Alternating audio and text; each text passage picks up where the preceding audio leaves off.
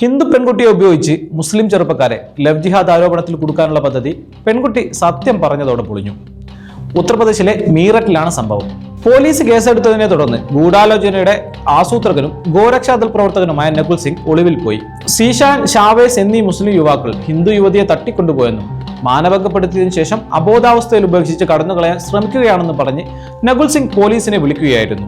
Meerut medical police station പരിധിയുള്ള ring road പ്രദേശത്ത് ഇവരെ താനും സുഹൃത്തുക്കളും ചേർന്ന് തടഞ്ഞു വെച്ചിരിക്കുകയാണെന്നും നകുൽ അവകാശപ്പെട്ടു. ഉടൻ തന്നെ സ്ഥലത്തെത്തിയ പോലീസ് അബോധാവസ്ഥയിലായിരുന്ന യുവതിയെ രക്ഷിച്ച് മെഡിക്കൽ കോളേജ് ആശുപത്രിയിൽ പ്രവേശിപ്പിച്ചു. നകുൽ സിംഗിന്റെ മൊഴിയുടെ അടിസ്ഥാനത്തിൽ സീഷാനെയും ഷാവേസിനെയും അറസ്റ്റ് ചെയ്യുകയും വാഹനം പിടിച്ചെടുക്കുകയും ചെയ്തു. എന്നാൽ ബോധം തെളിഞ്ഞ ശേഷം യുവതി നൽകിയ നിർണായക മൊഴിയാണ് കേസിൽ വഴിത്തിരിവായത്.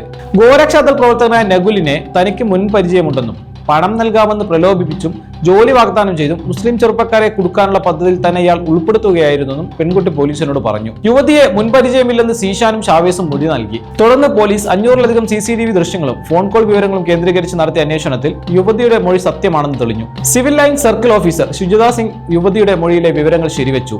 യുവാക്കളെ കുടുക്കാനായി നകുൽ ബോധപൂർവം ആസൂത്രണം ചെയ്തതാണ് ഈ സംഭവമെന്ന് ശുചിത സിംഗ് വ്യക്തമാക്കി. ഗൂഢാലോചനയുടെ മുഖ്യ സൂത്രധാരനായ നകുൽ സിംഗ് ഇപ്പോൾ ഒളിവിലാണ്. ഇയാൾക്കെതിരെ കേസെടുക്കുകയും തിരച്ചിലിനായി 3 സംഘങ്ങളെ നിയോഗിക്കുകയും ചെയ്തിട്ടുണ്ട്.